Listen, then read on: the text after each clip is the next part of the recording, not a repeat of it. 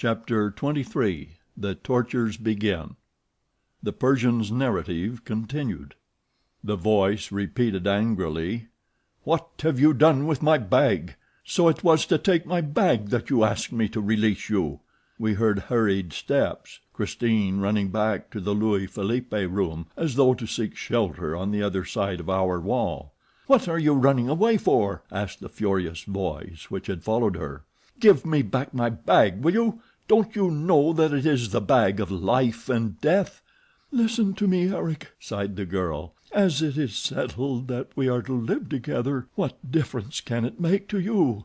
"You know there are only two keys in it," said the monster. "What do you want to do?" "I want to look at this room, which I have never seen, and which you have always kept from me. It's woman's curiosity," she said in a tone which she tried to render playful. But the trick was too childish for Eric to be taken in by it.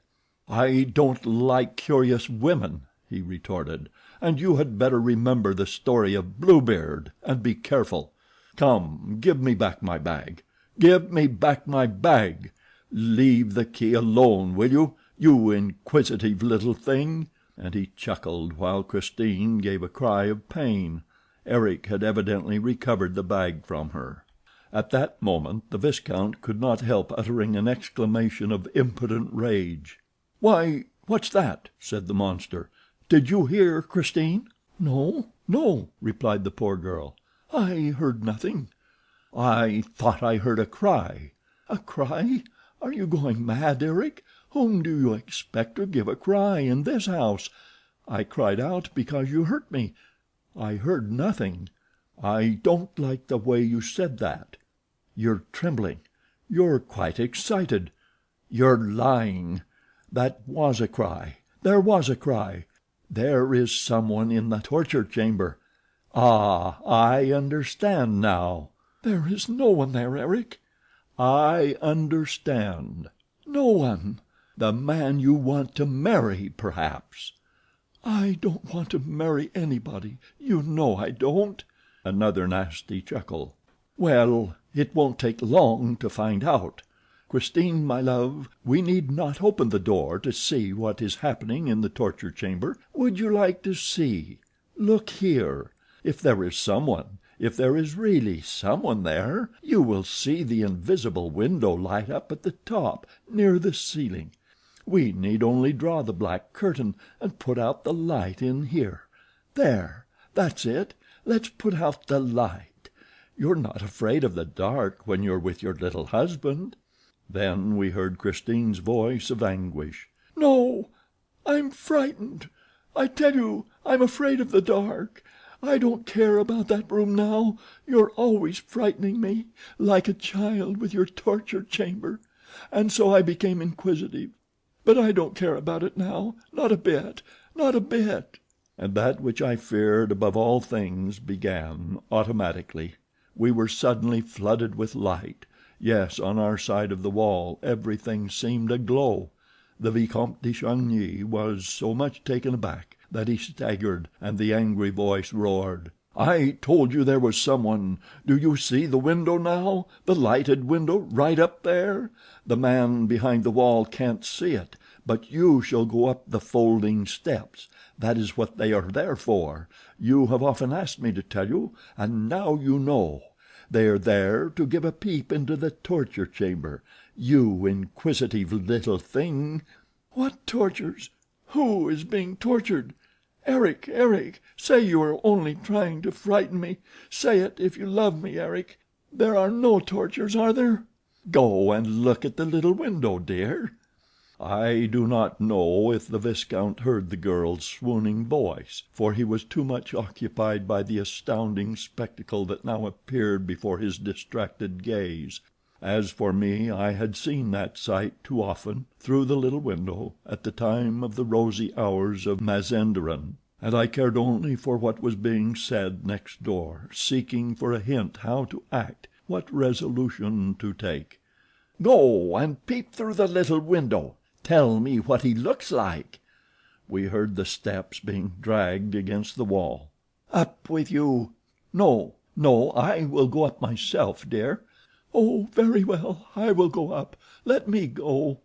"Oh, my darling, my darling, how sweet of you, how nice of you to save me the exertion at my age. Tell me what he looks like." At that moment we distinctly heard these words above our heads: "There is no one there, dear." "No one? Are you sure there is no one?" "Why, of course not. No one." "Well, that's all right. What's the matter, Christine?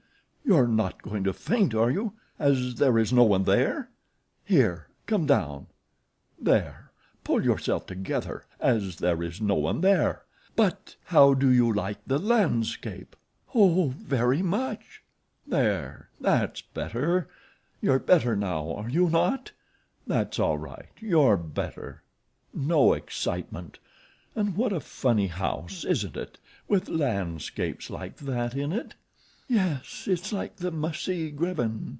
But say, Eric, there are no tortures in there. What a fright you gave me." "Why, as there is no one there." "Did you design that room? It's very handsome. You're a great artist, Eric." "Yes, a great artist in my own line." "But tell me, Eric, why did you call that room the torture chamber?" "Oh, it's very simple. First of all, what did you see?" "I saw a forest." "And what is in a forest?" "Trees." "And what is in a tree?" "Birds." "Did you see any birds?" "No, I did not see any birds." "Well, what did you see? Think. You saw branches, and what are the branches?" asked the terrible voice. "There's a gibbet.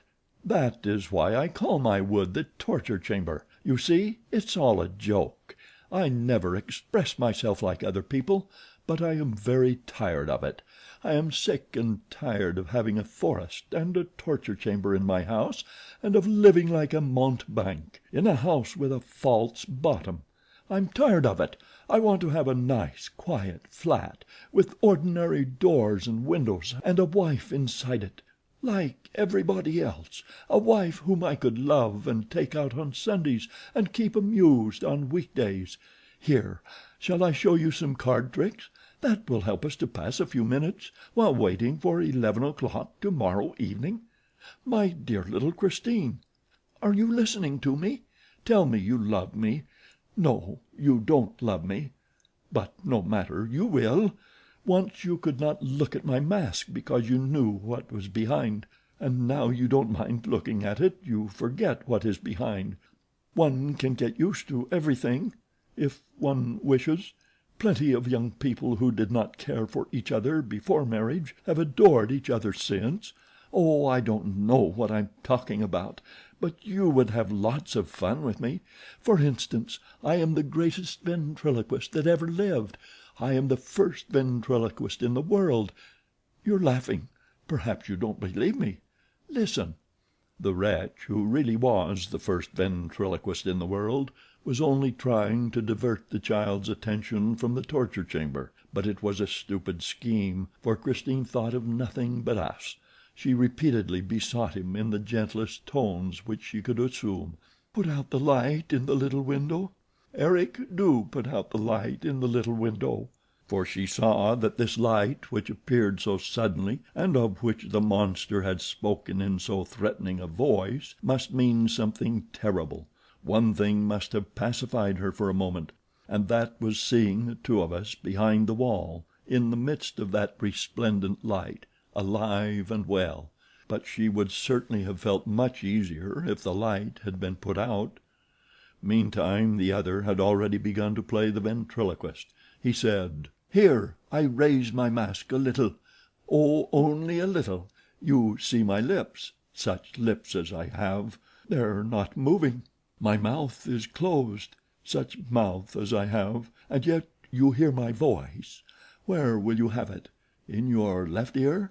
In your right ear? In the table? In those little ebony boxes on the mantelpiece?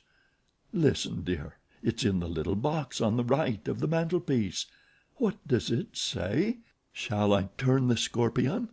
And now, crack! What does it say in the little box on the left? Shall I turn the grasshopper? And now, crack! Here it is in the little leather bag. What does it say? I am the little bag of life and death. And now, crack! It is in Carlotta's throat, in Carlotta's golden throat, in Carlotta's crystal throat as I live. What does it say? It says, "It's I, Mr. Toad, it's I singing. I feel without alarm, koack, with its melody enwind me, koack." And now, crack! It is on a chair in the ghost's box, and it says, "Madame Carlotta is singing tonight to bring the chandelier down." And now, crack! Aha! Where is Eric's voice now? Listen, Christine, darling, listen. It is behind the door of the torture chamber. Listen, it's myself in the torture chamber. And what do I say? I say, woe to them that have a nose, a real nose, and come to look around the torture chamber. Ha ha ha ha! Oh, the ventriloquist's terrible voice! It was everywhere, everywhere. It passed through the little invisible window, through the walls. It ran around us, between us. Eric was there, speaking to us. We made a movement as though to fling ourselves upon him. But already, swifter, more fleeting than the voice of the echo, Eric's voice had leaped back behind the wall. Soon we heard nothing more at all, for this is what happened. "Eric, Eric," said Christine's voice, "you tire me with your voice. Don't go on, Eric. Isn't it very hot here?" "Oh, yes," replied Eric's voice. "The heat is unendurable." "But what does this mean? The wall is really getting quite hot. The wall is burning." "I'll tell you, Christine, dear. It is because of the forest next door." "Well, what has that to do with it? The forest?" "Why, didn't you see that it was an African forest?" "Ah, ha, ha, ha, ha, ha, ha, ha, ha, ha." And the monster laughed so loudly and hideously that we could no longer distinguish Christine's supplicating cries. The Vicomte de Chagny shouted and banged against the walls like a madman.